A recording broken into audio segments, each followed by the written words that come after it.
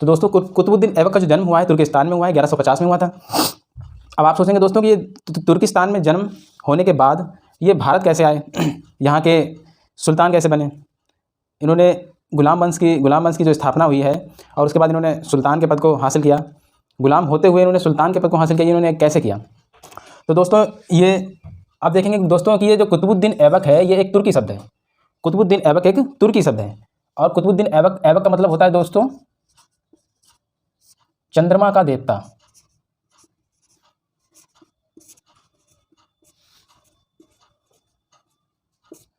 ऐबक का मतलब दोस्तों क्या होता है, चंद्रमा का देवता। ये एक तुर्की शब्द है, इसका मतलब होता है चंद्रमा का देवता।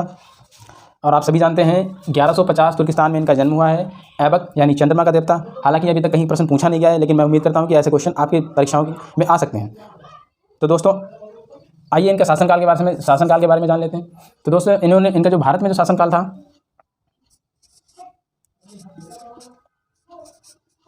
भारत में अगर शासनकाल के इनके बात करें तो 1206 से 1210 तक इनका शासनकाल रहा है।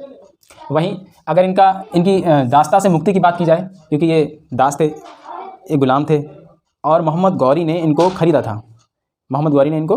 तो मोहम्मद गौरी के ये गुलाम थे। तो इनको देखेंगे कि इनको दास्ता से मुक्ति कब मिली।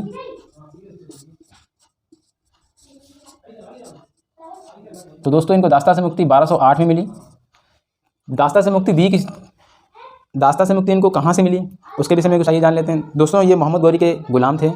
तराइन का जो द्वितीय युद्ध यानी 1192 में जो हुआ था तराइन का द्वितीय युद्ध, जब तराइन के द्वितीय युद्ध के बाद जब गौरी भारत विजय यानी खोखरों को पराजित कर तराइन के युद्ध में विजय पाने के बाद, उसके बाद जब मोहम्मद गौरी वापस जा रहा था तो उन्होंने खोखरों को पराजित किया। खोखरों को पराजित करने के बाद जब अचानक उसकी मृत्यु हो जाती है मोहम्मद गौरी की, तो समस्या ये होती है कि आखिर उसके साम्राज्य का जो भारत में साम्राज्य है उसके देखरेख कौन करेगा। तो हालांकि उसके तीन उत्तराधिकारियों का नाम आता है, यल्दौज, कुबाचा और कुतुबुद्दीन ऐबक। तो जो भारत में जो उनकी स्थिति थी, जो उनके विजित प्रदेश थे, उसमें कुतुबुद्दीन ऐबक को प्रभारी नियुक्त किया जाता है। यानी एक मलिक की हैसियत से कुतुबुद्दीन ऐबक जो जितने भी भारत में जीते हुए प्रदेश हैं उन पर ये शासन करेंगे, लेकिन ये शासन एक मलिक की, एक सिपा सलार की हैसियत से करेंगे, ना कि ये एक सुल्तान की हैसियत से। तो दोस्तों आप देखेंगे कि कुतुबुद्दीन ऐबक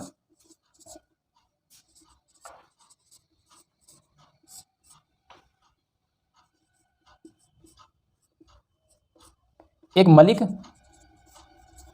या सिपासलार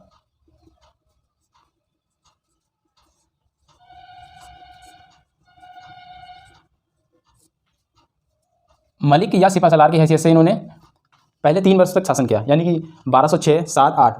उसके बाद 1208 में इनको गौरी के एक उत्तराधिकारी हुए हैं। जो गौरी का जो गजनी में शासन था वहाँ जो उनके उत्तराधिकारी हुए महमूद। तो 1208 में इनको जो दास्ता से मुक्ति दी है, मुक्ति पत्र दिया था और इनको पहली बार सुल्तान की पदवी प्रदान की थी तो महमूद ने की थी। तो दोस्तों इनकी जो पहली पदवी है मुक्ति इनको महमूद देते हैं। महमूद 1208 में इनको दास्ता से मुक्ति देते हैं और पहली बार ये सुल्तान, यानी 1208 में ये पहली बार सुल्तान बनाए जाते हैं। आइए इनके विषय में कुछ और जान लेते हैं। ऐबक का विवाह कहाँ हुआ? ऐबक का विवाह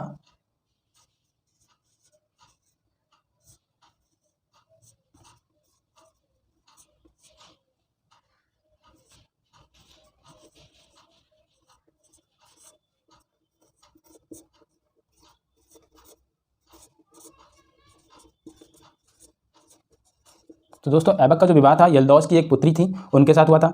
और ये भी कहा जाता है कि कुतुबुद्दीन ऐबक ने अपनी एक पुत्री का विवाह इल्तुतमिश से किया था।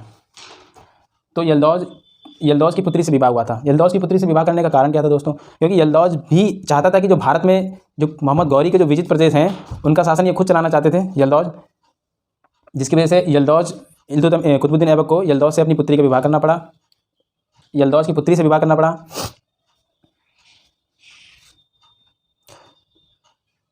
कहा जाता है कि गौरी का कोई भी बेटा नहीं था। कहा जाता है कि गौरी का कोई भी बेटा नहीं था।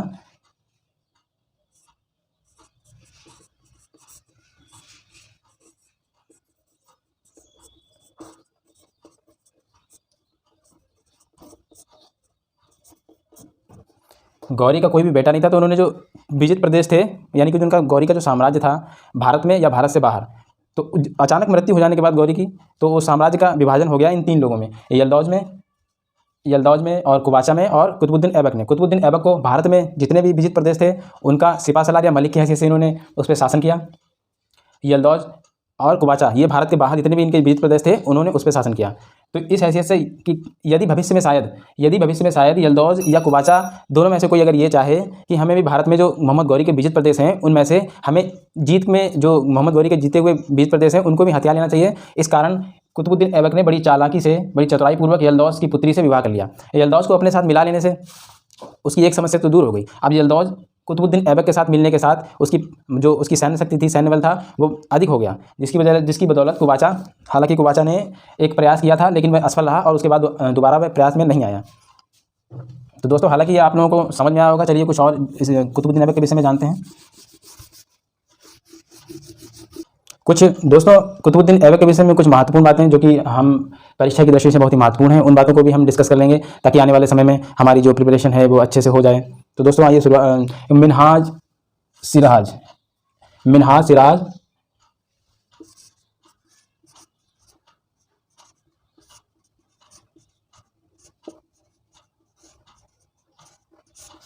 सिराज। तो दोस्तों इन्होंने मिनहाजुस सिराज ने कुतुबुद्दीन ऐबक को हातिम ताई द्वितीय कहा।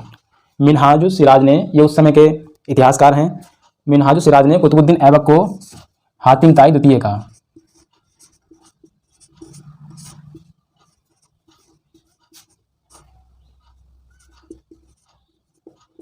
मिनहाजुस सिराज उस समय के इतिहासकार हैं, इन्होंने हातिम ताई द्वितीय कहा। उस समय के लेखक हैं, इन्होंने हातिम ताई को, कुतुबुद्दीन ऐबक को हातिम ताई द्वितीय की पदवी से नवाजा है।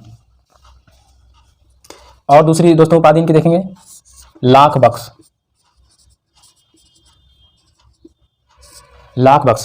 दोस्तों एक उपाधि लाख बख्श। अब प्रश्न ये उठता है कि लाख बख्श क्यों कहा गया, किस लिए कहा गया, किसने कहा? तो दोस्तों ये लाख बख्श हसन निजामी,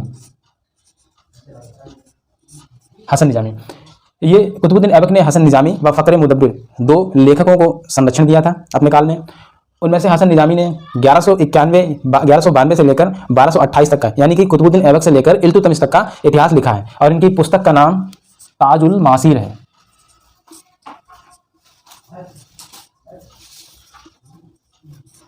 इनकी पुस्तक का नाम ताजुल मासीर है, जिसमें इन्होंने कुतुबुद्दीन ऐबक को लाख बख्श की उपाधि दी है। क्यों दी है? कुतुबुद्दीन ऐबक गरीब व्यक्तियों की दशा को, हीनता को देखकर उनको लाखों में दान दिया करते थे। कुतुबुद्दीन ऐबक गरीबियों की स्थिति देखकर उनको लाखों का दान दिया करते थे, इसलिए हसन निजामी ने इनको लाख बख्श की उपाधि दी।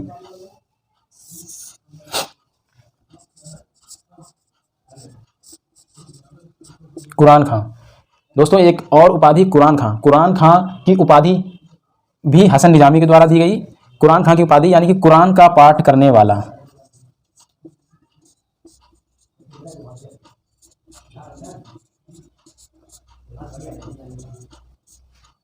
कुरान का पाठ करने वाला। तो दोस्तों एक ये कुरान का पाठ करने वाला भी इनकी उपाधि है, ताजुल मासीर में इन्होंने हसन निजामी ने दी है। तो दोस्तों ये बहुत महत्वपूर्ण कुछ उपाधियां हैं जो कि कुतुबुद्दीन ऐबक को मिली हैं। और फरिश्ता, दोस्तों फरिश्ता इनके विषय में कहते हैं, फरिश्ता ने इनके विषय में कहा है कि उस वक्त जो कोई सुल्तान या व्यक्ति या कोई जागीरदार आने वाले समय में असीमित दान दिया करता था तो उसकी तुलना कुतुबुद्दीन ऐबक से की जाती थी। तो फरिश्ता कहते हैं कि उस समय या आने वाले समय तक, काफ़ी लंबे समय तक जो व्यक्ति असीमित दान दिया करता था उसकी तुलना कुतुबुद्दीन ऐबक से की जाती थी। तो दोस्तों आपको शायद ये चीज़ समझ में आई हो कि मिनहाजुस सिराज ने हातिम ताई द्वितीय कहा, लाख बख्श की उपाधि हसन निजामी ने उनको दी है, कुरान खां की उपाधि उनको मिली हुई है, कुरान का पाठ करने वाला। फरिश्ता कहते हैं कि आने वाले समय में या उस समय के लोगों ने जो असीमित दान दिया करते थे उसकी तुलना कुतुबुद्दीन ऐबक से की जाती थी।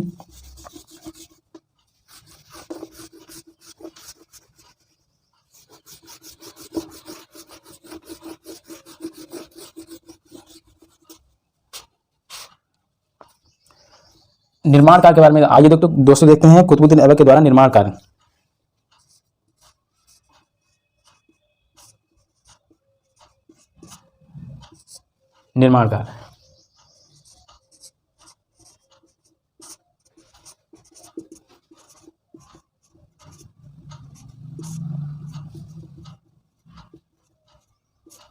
तो दोस्तों निर्माणकार कुव्वतुल इस्लाम मस्जिद।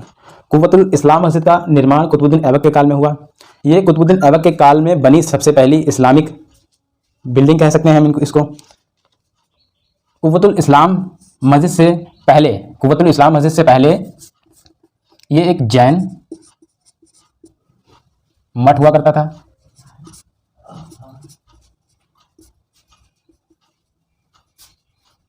कुव्वतुल इस्लाम मस्जिद होने से पहले यहाँ यह एक जैन मठ हुआ करता था। इसके बाद यहाँ विष्णु मंदिर का निर्माण हुआ।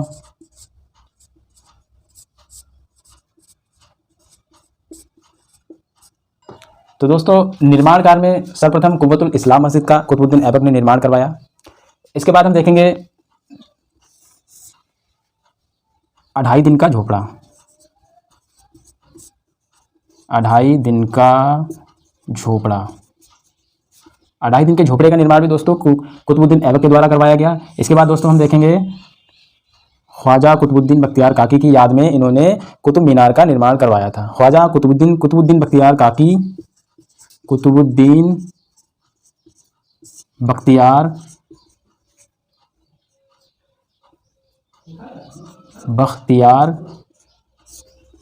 काकी, ख्वाजा कुतुबुद्दीन बख्तियार काकी की याद में इन्होंने कुतुब मीनार का निर्माण करवाया था 1199 में।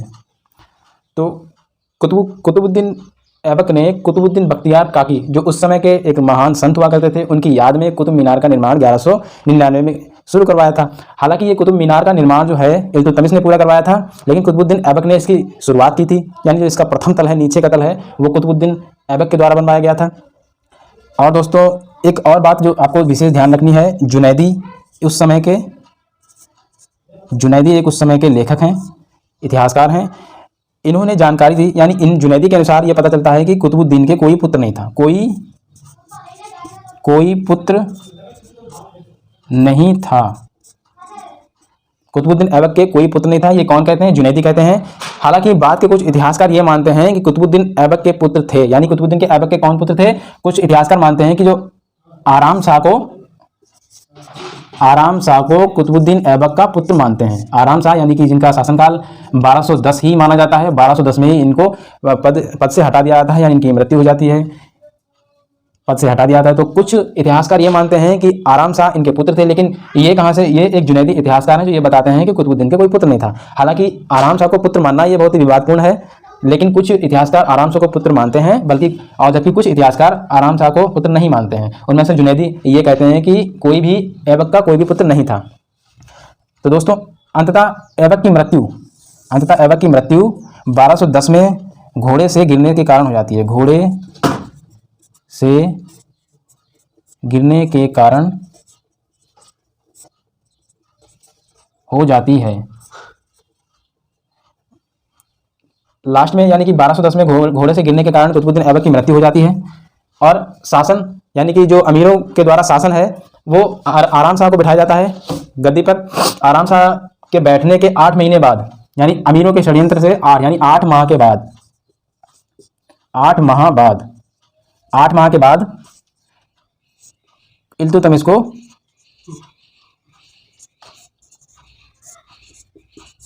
शासन पर बिठाया जाता है।